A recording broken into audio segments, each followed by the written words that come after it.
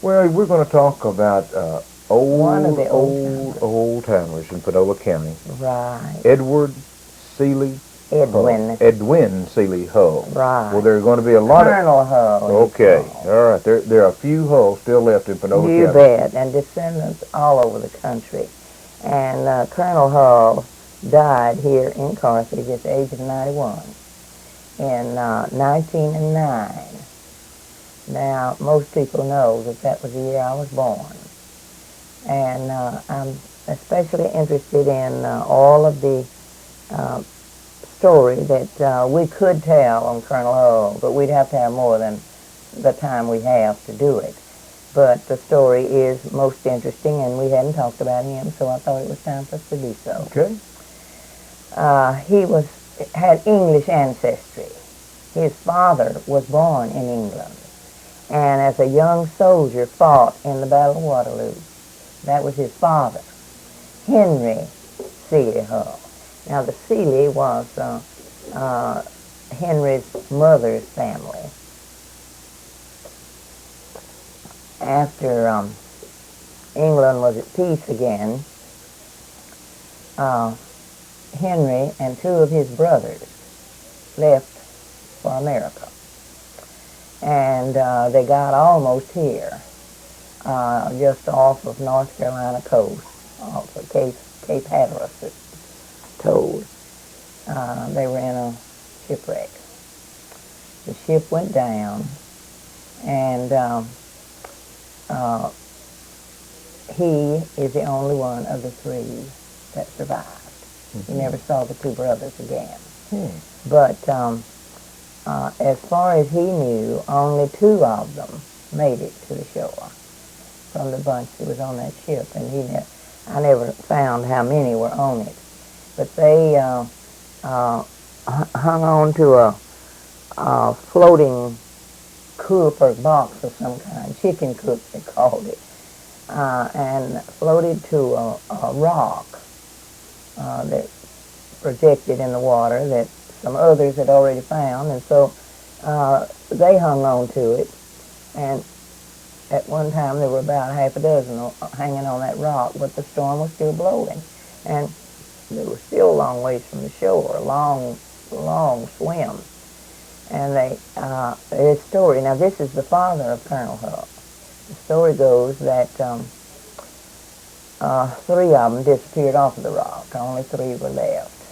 And he's the only one of that three. No, one other. Two of them made it to the shore. But it was not his brothers. And they made it to a fisherman's hut. And that was the coast of North Carolina. And so Henry Hull established his home then in North Carolina, married there, and Edwin Sealey was his first child. Now, Edwin Sealey, born in North Carolina, came with it after he married and had a family in North Carolina, came to Texas. And he came and bought a piece of land out at in the Woods community, Woods Post Office, and went back and got his family.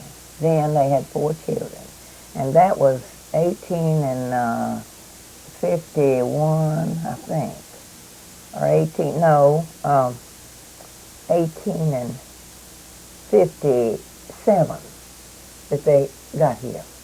Okay. And that was a short time before the Civil War. Well, they established their home. He brought his family. They established their home at Woods, and he was accustomed to running a store, so he put in a store at Woods, and raised horses and had a farm, and did well. And they brought 4 children to Texas, and 3 more were born at Woods, so they had 7 children. The Civil War came along, and his 2 older sons and he were all in the war.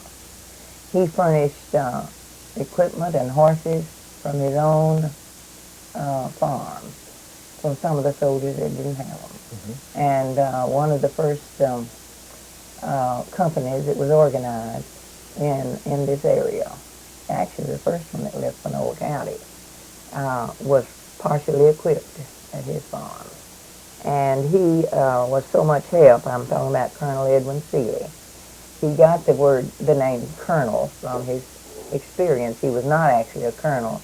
He became quartermaster. He furnished so much from his own funds that they then promoted him to quartermaster, and he serviced the men in this area. And his two older sons became soldiers in the war. And when the war was over, they came back, and like everybody else, just about had to start over, you know. During the Reconstruction, it was bad here. Not as bad as it was in Georgia and Alabama, but it was bad even here because people were destitute. And the money they had was Confederate money, and it was no good. So they were, the war had lasted 4 terrible years, and they just had to rebuild everything. But he let people buy things from his store and kept his store supplied more than the average, swearing that he would repay every cent, even if he didn't get paid, and he did. He prospered. And so he bought goods in New Orleans and kept his store stocked. And finally, of course, it's a long story, and we won't have time to tell it all, but finally he moved into Carthage and was in a store here and became a very prominent businessman in Carthage, a civic leader, a leader in the Masonic Order fraternity, and in the Oddfellows both. And his family grew up as a prosperous family. Now, I don't know if you would remember Dr. Hull, Frank Hull. That was one of his sons. But when he died, let's see, 6 of his children were still living. Now, the oldest one, who had been a soldier in the war, also became a lawyer and back here, but he died before his father's death. I might mention the wife of Colonel Hull. He married her, of course, in North Carolina, and they came with 4 children to Pinole County. And she was just a young girl, 15 years old when they married. And they lived together almost to the 65th anniversary. And she died in 1906. And then he lived till 1909. And at the age of 91. I have the clipping from the newspaper at his death, and I thought I had a good picture of him, but I don't. I hope I will be able to get one from Frances Tiller. She would have one. I thought I had one, but I couldn't find it. Anyway, at his death, the entire front page of the newspaper was the story of his death and what he had, his story. His minister, he was a leader in the First Methodist Church, and even at his death was a trustee of that church. And he had been superintendent of it. He'd been about everything down there at one time or another. And when they had a Methodist conference here, I'm talking about like they have now in Houston, well, they had it in Carthage once. And that's after they lived in Carthage. And they entertained 30-some-odd delegates at their home. And on one morning, so the story goes, it was over 40 for breakfast. And that's the kind of thing he did. Mm-hmm. And he was always in the forefront of whatever was going on in the town and helping to put it over. And his pastor was pastor of First Methodist Church at that time. And he wrote a long story titled Colonel E.S. Hull No More. And he told his story. And he ended the story by saying that Colonel Hull was one of God's best time exposures.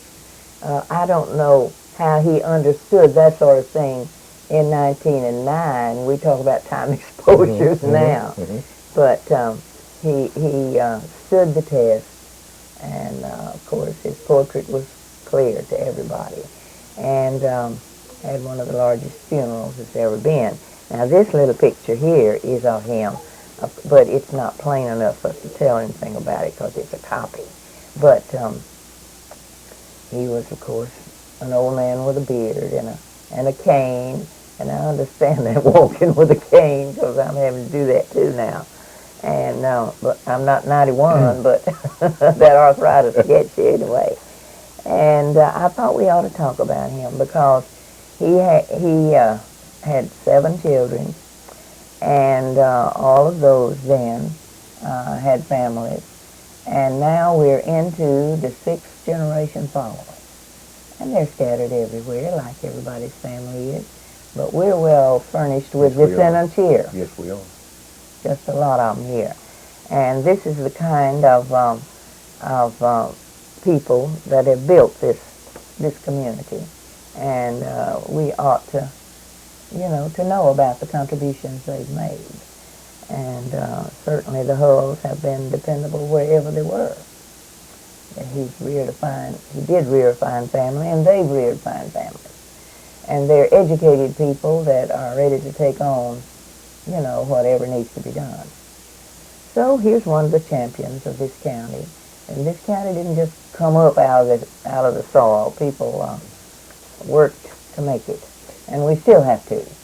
As you bring these different people to our attention each week, it proves that the reasoning why Carthage is such a fine place to live. True. It is amazing how many of our early settlers were well informed people.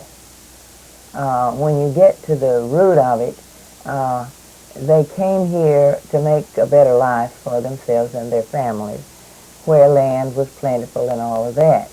They settled in an area that looked like where they came from. I've gone back to see the place where the LaGrange came from, and you'd think you were at Deadwood, because the land in Alabama where they lived had been to the very home place where they came from in Alabama. The old well was still there and everything, and talked to the settlers who knew the families in the far background. And I felt like that I was in East Texas because it's the same kind of country. But that's the way they chose it, and this was home.